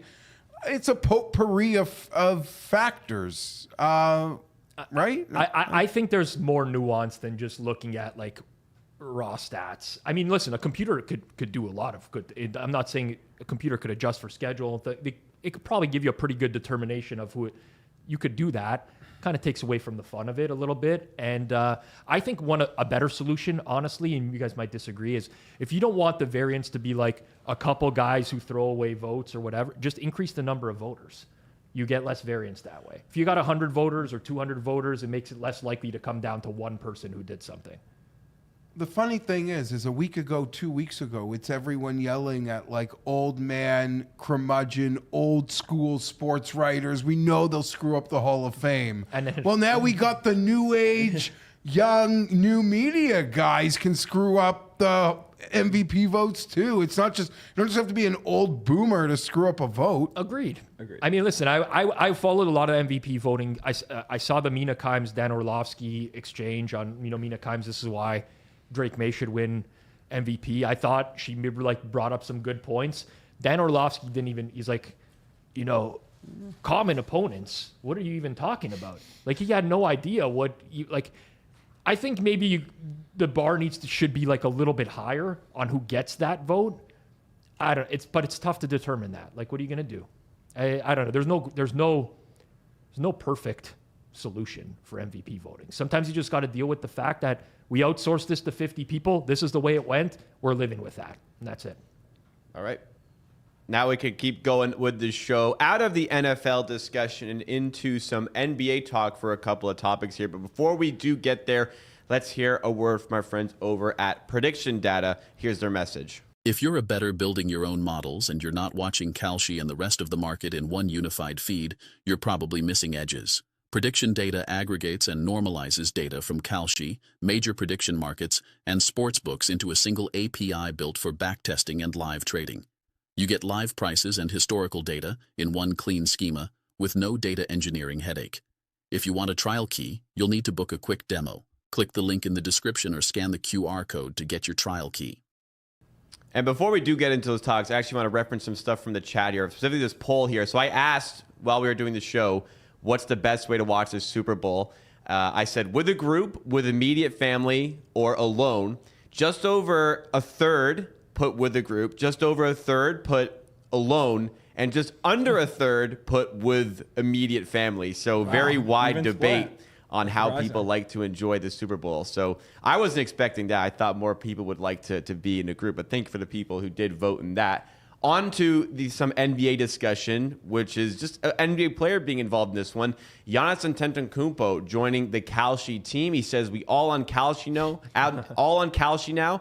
Everyone is online. The internet is full of opinions. I decided it was time to make some of my own. Today, I'm joining Kalshi as a shareholder. We all on Kalshi now. I think we all kind of knew how this would play out for reactions. We had Reddit CFB of all accounts who said Giannis made up a rumor that he would leave the Bucks, causing people to bet a total of $23 million as to where he would go on Kalshi, and an unregulated gambling / insider trading platform. He stays in Milwaukee and comes out today as a Kalshi stakeholder. I'm sure the entirety of the $23 million volume was because Giannis said something about his potential future with the Bucks. Anyways, Joey Knish, who's on the Friday show, said the amount of insane replies to the Reddit CFB Giannis tweet have reached peak delusion with seemingly nobody on earth realizing how Kalshi actually works. That was a quote tweet of this one that said, I mean, really, he should never be able to play basketball in the league again. It's that bad. And last one, Last two. Greg Brady said, I'm sorry, major red flags. You can't own part of a wagering site on not just gains, but rumors, terrible NBA optics, and I'm supposed to care that Michael Jordan liked to play cards. Anthony DeBundo, who you sometimes see on the Hammer Daily with Jason Cooper, says the optics of the Giannis Kalshi thing are obviously not clean, but it's a massive and completely unfounded leap to go from, quote, player invests in company, end quote, to, quote, player is rigging his future outcomes to help company. Let's start with you, Kirk, on this one. How do you feel about a player of the superstar power of Giannis getting involved with a prediction market like Kalshi and doing it at such scale like this, being a shareholder? Yeah, so I think this is like a classic of there is a totally reasonable argument that players shouldn't be able to be advertised or invest in sports books or prediction markets. Like, I think that we've seen a lot of players advertise for sports books. And I think there's a totally reasonable argument that that should not be a thing. I think it's kind of a bad look. But then, yeah, obviously, immediately it tails off into the completely insane. If you go to the Kalshi trading, what he says doesn't even make sense. Like, 23 million of volume is like those. There's two sides to all of those bets. It's not like, sure, it gives Kalshi money in terms of a market that had bets and they got fees on that. What are fees roughly now? Like 1.5%? Yeah, like in that range? Yeah. It's like what, 300,000, 350,000 that they made off of that? Like, this is a company that's valued at $12 billion. They're going to put Giannis going to put everything at risk here to generate $350,000 in fees for them? I would say gambling is the only thing in life that I'm very confident I have a good, not like serious knowledge on. And it's just so eye-opening to see how willing people are to say things that they have absolutely no clue about with such unbelievable confidence when I actually like know something about this field. So yeah, it's just people are insane, but I do think it's a bit of a weird look. Just like I think it's a weird look that LeBron does ads for DraftKings. Like, I just don't really think that should be a thing. Well, I mean, like, first and foremost, let me just get this out of the way because it'll probably come up in the comments and there's going to be like accusations. Our show sponsor is Kalshi. For those who've watched for the last 6 months, we try to talk about these topics pretty openly and give our perspective on what's right and what's wrong, including some negatives that have come up from Kalshi in the past, which we've addressed on the show, right? To me, there's many different conversations here. The whole point, the whole market manipulation thing, like, it is being off this Reddit CFB thing. It like offers it up as proof when it is just like an insanely irrational theory, right? It's way overblown what's being talked about here. Prior to this, Kevin Durant had some investments in prediction markets through a different fund as well. We got LeBron James with DraftKings. I am firmly of the belief that athletes should not be allowed to advertise for prediction markets, sports books, anything related to betting, especially when it comes to their own sport. I think that is a massive conflict. I think it's a huge problem. If I am Kalshi or any other big brand and I'm allowed to go after a big athlete, I'm going to do it, for one. If I'm an athlete and I'm allowed to source a sponsorship deal or hold stake in a company that I believe in, I'm going to do it. Can't fault these guys. The reality of this, though, is that we are in a different era of, well, I'll call it the era of misinformation. If you're loud on the internet and you portray something and you like lean into what everyone else believes, and that is becoming what draws a lot of engagement nowadays. Fixed games, they're rigged and whatever. If, let's say, Giannis was not involved in Kalshi at all, this market very likely would have traded in a similar way because there's NBA reporters, beat reporters, writers, people speculate on which team he's going to go to. Other trades happen that move the market. Like, this market is going to exist and trade in a similar way regardless. But now, because his name is attached to it, all of a sudden it's like, well, what does Giannis know? Is he telling people?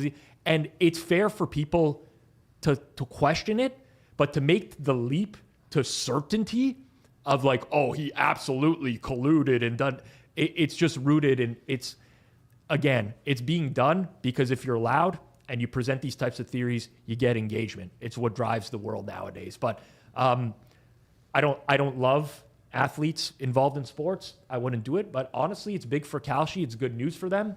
And it generated a lot of visibility for a lot of different reasons. And generally, brands want visibility. So, it's really interesting. It's not going to change the way that I bet in any capacity whatsoever. But we are getting dangerously close to like the point where the average sports fan is. They're really questioning the integrity of everything. Yeah, I think it is always important to remember that Twitter's not real life. That's true too. People still go to the games, they still think differently, and so on and so forth. Yeah. So I'm going to take a different spin on this because you said everything, and I don't need to say it again with a more of a mean-spirited twist. So I'll take my mean-spirited take in a different lane. Giannis, I'm not the basketball guy here. But one thing I can tell, and I sniff, and it doesn't work well. I don't know if this is the guy I want to get in bed with. Seems like he's a fucking phony. He had like the world at his fingertips, all around good guy, brought Milwaukee a title, superstar, incredible story, the life story, all of it, documentary worthy, bing, bing, bing, bing, bing. Yeah. Too big of a fucking pussy to speak for himself. We're talking about the NBA. We've been through this rodeo so many times. The one thing that we can all forgive is you having brought them a title, want to go somewhere, whatever. Yeah. You can't speak for your fucking self. It's a constant flip-flop. He's got a lot of equity that's lasted. But soon, the common people, fan, will just turn on him as a fucking phony. Well, we saw this act with Dwight Howard, greatest guy in the fucking league. Yeah. Sooner or later, we realize you're just a phony, and we're just going to make fun of you. Yep. Yeah, he would be. I agree. He would do much better if he just like even James Hardened it and was like, just get me the fuck out of here. Own it. People would be like, yeah, makes sense. Milwaukee sucks. You brought him a title, whatever. But like, not speaking for yourself. It's so like this. Playing these games with the words, it doesn't end well. Basketball fans will get over quickly if you clean break it, but the game he's playing ends poorly. I love how you turned this into a Giannis take after all. Well, I wasn't gonna, No, listen, I completely get it. I wonder, I've seen some of the LeBron DraftKings stuff before, and I watch and I'm like, who is watching this and think like LeBron to me, another phony when I think about, I'm like, how is anybody going to take this seriously or whatever? But at the end of the day, I just think we've hit like this, again, to your point, Kirk, I know Twitter's not like a reflection of reality, but we do live it. The stuff that's getting the most engagement is all centered around the integrity of the game. And part of if you remember like regulated sports betting when it got introduced, the whole point of regulation, one of the big things was like, we got to protect the integrity by being able to see the bets now. We have more control over, and because of a lot of the other stuff that's happened with it, including athlete participation, celebrity participation, Jamie Foxx, I'm missing a bunch of, John Hamm is doing like MGM commercials now and stuff like that. That guy's never met a commercial he won't do. I don't know what else, skip the dishes and whatever the hell else he's doing.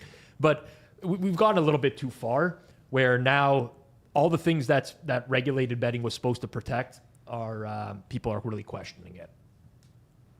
All right. Keep it going on the shows a sec, but reminder, if you do want to get involved with Kalshi and join Giannis on the platform, you can do so with a QR code that is on screen. Isn't betting on the platform. No, I know. Other stuff, baby. But Giannis involved with the platform. You can get involved as well. You want to join Giannis on the platform? You want to join Giannis on betting on the Milwaukee Bucks tonight? Come on, I wasn't being serious.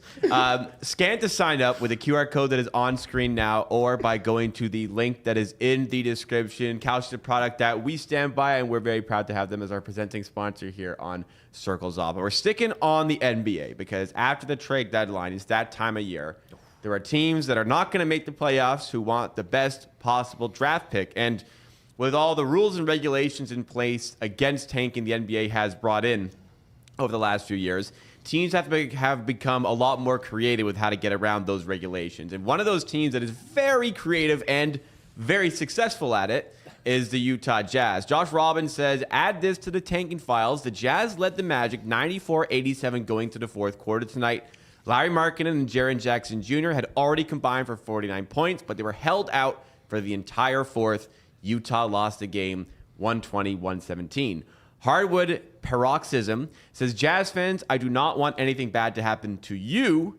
I do want picks taken away. I think the league needs to find a team, because owner shaming is the only thing that works here without taking away picks, which would be ridiculous. If another team was doing this, I'd say it. I talked about it with Toronto last year. There's no need to be defensive about it. There's nothing noble in what your team is doing. So the NBA is in a weird spot where teams need to tank because they need good players to not tank anymore. But with the rules in place, it's more difficult to get that good player, so teams stay bad and have to tank. It seems like there's a little bit of a cycle that occurs there. Kirk, what do you think on this situation? Like, do you think the NBA needs to change something? Because clearly there's an issue that's present. Yeah, don't worry, Jeff. I will not be defending the NBA here. And the NBA is not a sports book or a prediction market, so Kirk won't defend it. He's not an NBA sim. This has gotten, and look, the only thing I'll say, not even so much in defense, but something will change this summer. But and also, just to be clear, like, the whole ridiculousness of tanking actually does generally benefit me, because it adds just complete like ridiculousness that helps you win bets, like the uncertainty of it all. But from an actual NBA standpoint, like, they need to go draconian on this. What happened in the Jazz game? What happened in the Wizards game, which we haven't talked about? 3 straight Wizards games where they benched their starters from the 6-minute mark of the third quarter and are playing some of the worst basketball players you've ever seen. I watched the whole Brooklyn Nets Washington game. That team should be fucking embarrassed about what happened in that game. Were you being held hostage? I had a bunch of Brooklyn and then some SGPs, which was just like, it's a disgrace what is happening, and the NBA is already kind of losing the publicity battle. And I think in some of those cases, me and Jeff will disagree, where I think like people give it too bad of a rap. But this, everyone is completely spot on. It is a complete joke. I don't give a fuck. Like, I think Adam Silver is like too, we got to follow the rules. We have this set in place. It doesn't matter. Yeah. Just if you have to get it, like, start stabbing people in the legs to make sure they don't tank, do it. Do whatever it takes. Go draconian.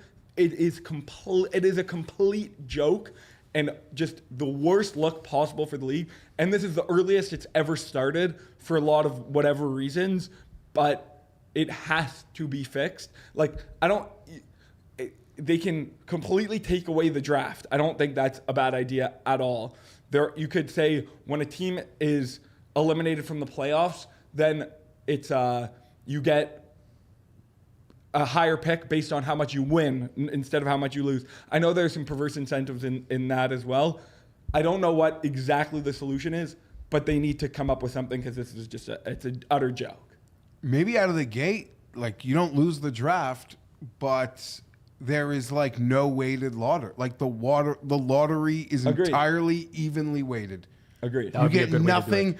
There's no promised even 2% advantaged for failure. So if you did that, the issue would be that teams in the play-in tournament would be the ones egregiously tanking. You'd have teams like 9th in the East who would be like, what the fuck? I don't want first round. If I win 2 play-in games, so then the whole great, league I get is the in 1 there. seed. Even the team that wins the title's got the same chance as the worst team. I'm going to go with the most extreme. That would be the most draconian. It would be thing. better than what it is now. I'll go with the most extreme. How many NBA teams are there now? 30. Oh, there's only 30, so it doesn't work out as well as I thought it would. Well, they're thinking about adding 2 more. That would year. be perfect. Yeah, Vegas and another. If I'm a commissioner of the league, I want more games. I'm going to reduce the regular season size to, like, let's say 60 to 70 games. I'm going to have 2 brackets. I'm going to have one that plays for the NBA championship and one that plays for the first overall pick. You miss the top 16 teams are playing for the NBA championship. Bottom 16 teams go into a bracket playing for the first overall pick, where the winner of the tournament gets the first overall pick. You're saying like a playoff? Yes. But again, there's going to be teams that are like a team that's 9th in the East. Let's say the Chicago Bulls. Yep. But what the fuck do they want to make the playoffs for? They want to not make the playoffs at that point. They're going to be tanking. You just make the tanking higher up the standings. Honestly, they did this. That's a good point. Someone suggested this. I think it might have been Bill Simmons a bunch of years ago. I think the wheel is entirely reasonable. It's a schedule. Every team and every 30 years gets the first overall pick, second overall pick, all the way to 30. It's on a schedule. You know when you're getting it. That's what it is. Whatever the solution is, it is better than this. They're all better. They're all better. They're all better. So if you did this, But I think that is something once you start, you have to stick to. Yeah, you can't as just opposed stop. to the Yeah. fully evenly weighted full league lottery is something that you can change out of if you feel like people have learned a lesson. not to protect the billionaires here, but for ownership groups, if you found a 10-year window for your franchise where it's a barren run of draft picks, the valuation of your franchise diminishes tremendously compared to other franchises. I this is a don't 10-year care. wild. They're benching players in the stretch of games to lose. Jaron Jack, their best players didn't play the fourth quarter to intentionally lose a game. I agree. If that barren franchise, these franchises have been fucking barren with the first overall pick anyway. Figure it out. I've told you this before the year. I've been doing a lot more NBA player props. I really tried hard to get back into the sport. I can't. The game has evolved in a way that I don't necessarily love. It's kind of been solved. You think that's fair to say? In some capacity. Not exactly, but Yeah. Okay. Yeah, I don't know. It's kind of weird for someone to say I missed the mid-range game, but I kind of do. It feels like it's just a dead part of the floor. But this is a joke, man. There's really only one type of person that's going to like something like this, and it doesn't even sound like you do, but it's the better who could take advantage of the live markets in these games, because the algorithm is going to have no idea that a team is tanking and intentionally losing. They don't have the intentionally lose button. Exactly. I don't know if each of these games are getting their own live trader who might just pull the stuff or whatever, but there seems to be an opportunity live for sure in a lot of these games. Once you see a team is okay, now we're going to take a step back. But I don't have the wherewithal of this league to know what the solution is. I just know that it's really stupid that this is happening at this point. I agree that tanking's really dumb, but I've yet to hear a true solution that I think is justifiable to implement. Because the thing where you have every team has the same chance, teams are bad, they need a good pick to not be bad anymore, and now they have no chance of getting that. They have very little chance, rather, of getting the help that they need. I almost think we go back the other extreme and just go back to what it was previously, because teams will be less likely to be in this spot for years. Because you could be the worst team in the NBA, you only have a 48% chance of landing outside of the top 4 picks. That's the case every year. It's a coin flip whether or not you're even in the top 4. You could have the worst record of the league. So I agree. I would like to take away tanking, but I don't know what the solution is for that. I don't see how you can incentivize teams to want to win games there. So there is a problem that exists. I would love to hear in the chat or the comment section after the fact what your solution to tanking is, because unfortunately, I've yet to hear one that convinces me is the right way to proceed. I would also be interested in reading those for sure, because I don't know enough about the sport to present the good options, but I'm sure that this would be a good one to revisit in a few weeks. Yeah, I've gone it over on my content. It's just there's nothing that's compelling to me, because again, you can structure differently, but then teams will tank in different spots in the standings, that I kind of mentioned earlier. The ultimate solution is relegation, but we don't have that, which is the best thing in all of sport.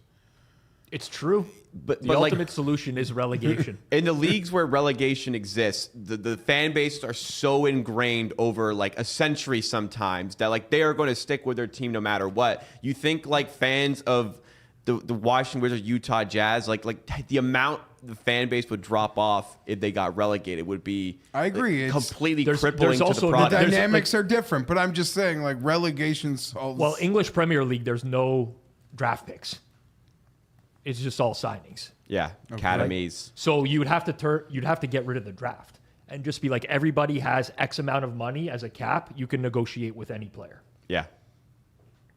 Honestly, That's I better wouldn't than fucking hate that at all. That is better than the current system. It's a great system as well, because the teams that are, it would still really favor the bad teams, because the good teams aren't really willing to risk signing Cooper Flagg to $70 million a year. Exactly. Knowing that they're going to have 2 years where he's a rookie and he'll help you win a championship, but he'll play way below that value. So it still would be way favored two bad teams if they didn't do a draft. So I think that's the best solution. But again, like you said, like that's a very permanent solution that would have to be negotiated in the CBA. So like it's not one that could be implemented next year. From a pure nerd perspective, I love that idea because not every team is on an equal playing field, because obviously some markets would still be easier to draw players there than others. But if you're working with a hard cap, not a soft cap, everyone kind of is on a similar playing field. You negotiate with any player you want. You have to meet a floor. You have a cap floor as well. I feel like that also, there's such a dirty area, and not to like bring the Clippers and that whole inspiration scandal. But then it's like, you know, who owns the teams, the sponsors, the ancillary ways you can like make the player money on top of the draft pick. Outside of that totally just kiboshes the, like, we've all got a rookie cap to spend fairly. No, that's a good point. Good point. One thing in the chat here, this is an idea from Kyle Kerms, the sauce. He says, draft picks should be based on your finishing spot 2 years prior. So you get rewarded for tanking, but not immediately. Coaches might be fired by then. Player contracts might be up. I still think it's better than now, but they would just still tank. They would still tank, James says the solution is to make the games matter. That's why the NFL is king. Cut the season in half, then in half again. You can't make less games because there's too much money in every game and hosting all those games. That's not cutting the games would be good, but it's not. They're not going to 25. Yeah. games. Making each game higher leverage doesn't. Yeah, it's not. Well, it'd be awesome for the one product. Game a week, like, every team plays on Thursday night. It would be sick. That would be electric. Yeah, it would be awesome, but like, there's no way they can turn down the money that 82 games generates for the not. league and all of its teams. It's it's a really complicated solution. They can't sit empty. Like, there's not enough. The lights gotta go on in these buildings. Yeah, absolutely. Anyways, we'll move on to the final topic on the show in just a second here. Before we do, a word about the Discord we have with the Hammer Betting Network, because if you're not in the Discord already, you are missing out. We have nearly 1,800 members, and it's absolutely cooking. It's a place to chat during games. Our creators are sharing banger bets, and so are our Hammer audience. Join us at discord.gg/hammer to see what you've been missing out on. The link is in the description for that, just to make it a little bit easier for you as well. But like I said, it is time to go to the final topic. We got a lot of tags in this one with the hashtag circle back. It's been like a week and a half. We're finally getting to it here. If you ever have a topic you want to see featured on the show, use the hashtag circle back on Twitter. We always check the hashtag, and we really like to use your input to help drive the content that we are going to be putting on the show. So it comes from Uncut Gambit Gems. Does a lot of work in futures, but particularly does a lot of work in long shot futures. Good follow on gambling Twitter, I would say.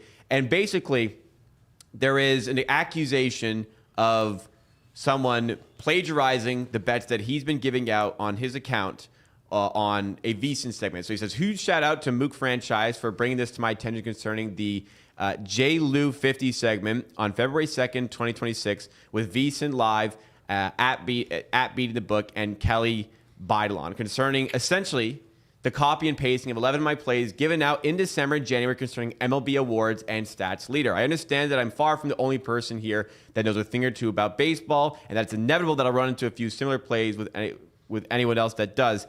That said, there's something like that which I run into from time to time with people like Hey Rosenberg, who I respect and who legitimately does know baseball. And then there's this situation where someone who follows me shares 11 futures plays in a segment as their own.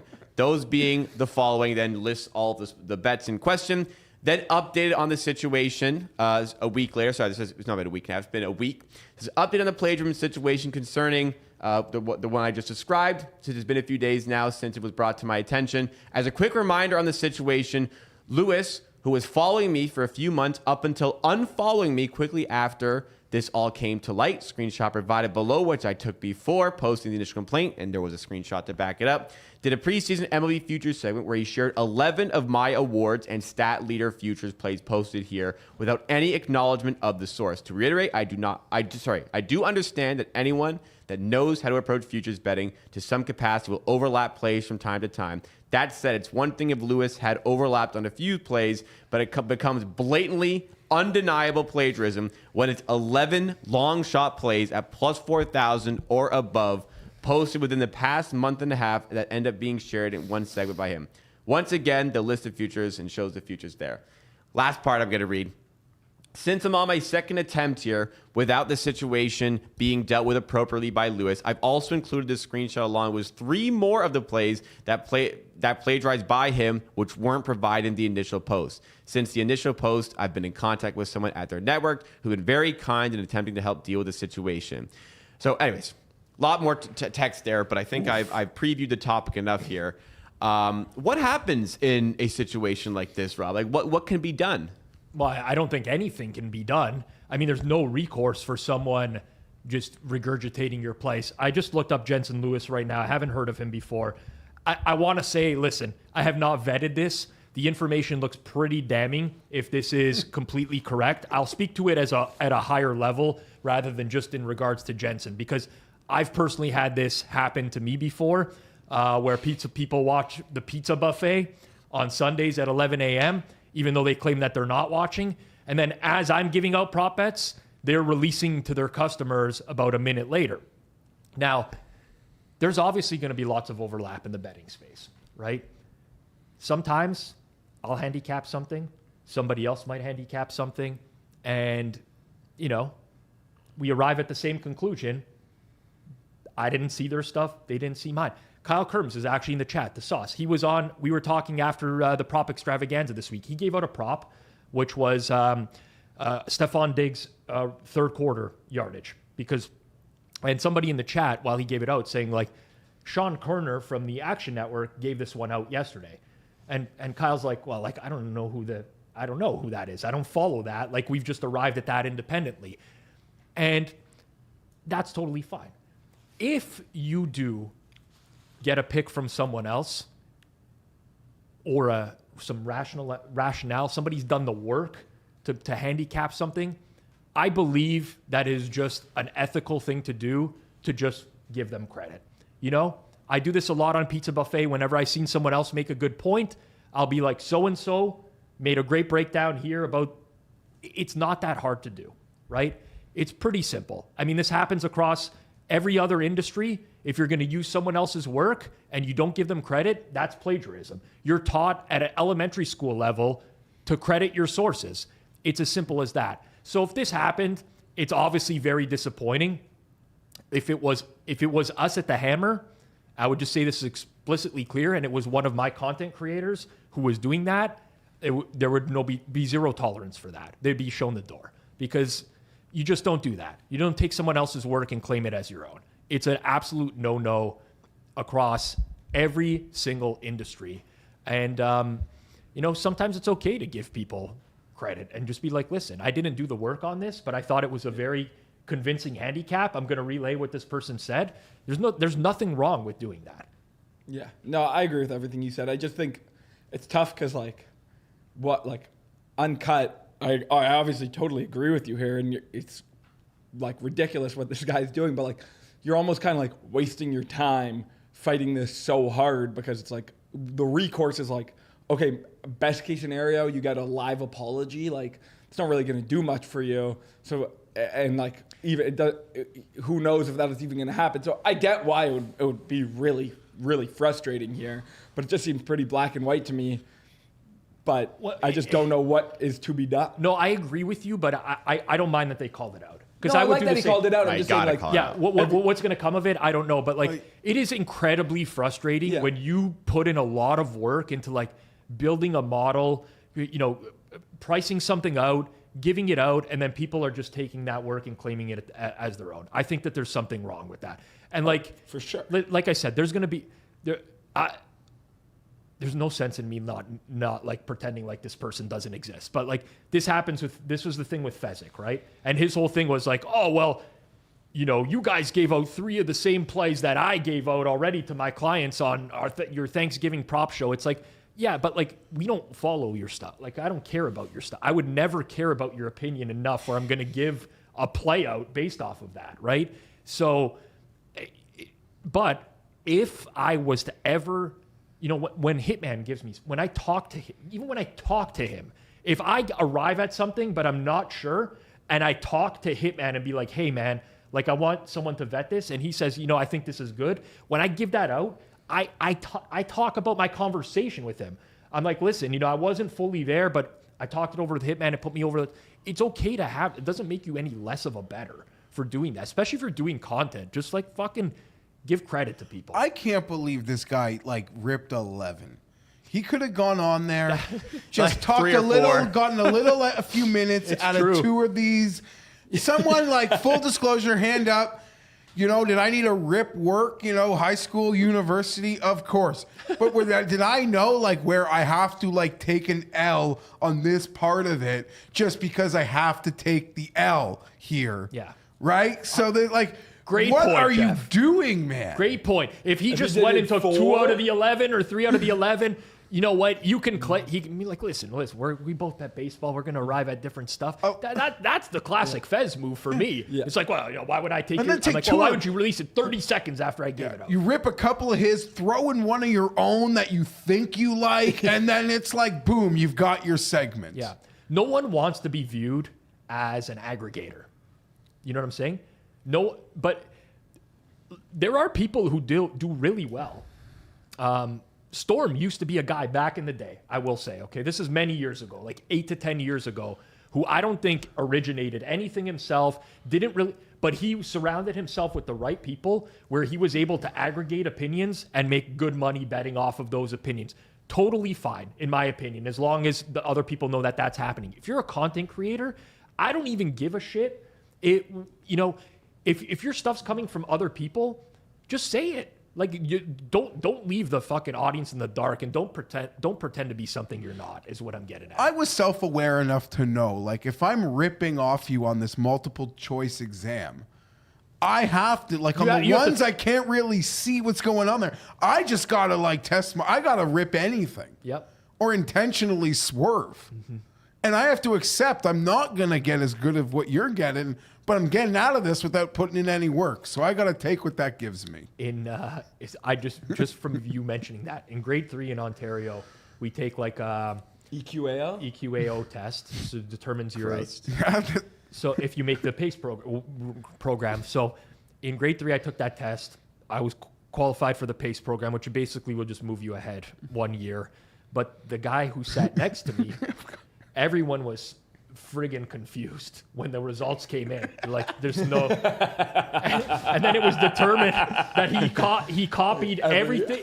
So it was exact same answers as me. And they're like, I won't name his name, but they're like, this is... And he ended up getting held back. They took away... That is not the sort of thing to cheat. That doesn't... Yeah, you got to make That's it a the little worst thing to cheat. I guess he was in grade 3. Gotta make it different. I'm just trying to get 76 on this exam, not elevated to the gifted room. Yeah. Okay. But That's playing yourself. sure, make 60% of the answers the same, but throw in You some... also don't get anything for having a good score on that. It's for Canadian testing or advancing. Well, Yeah, I'll tell you, there was cheat off your math exam. Maybe. there was people who ended up in the gifted program that didn't last more than a couple years, and they should have never been there in the first place. And you wonder, but don't cheat on stuff like that. Just answer those tests honestly, so you don't end up getting accelerated a year. You don't understand anything going on in the classes. But There's an art to cheating. yeah, 100%. Oh, yeah. Sure. Like It in is. any scam, right? 100%. Yeah. 100%. Well, that outs me as a cheater, but No, you do what you got. I owned it. A Yeah. couple of university exams. Yeah. No. I'm just Maybe wondering- getting information on the Super Bowl is cheating to some people. You lose a little bit of respect for the game. I saw Jeff. He was scribbling something during the show there. Sorry.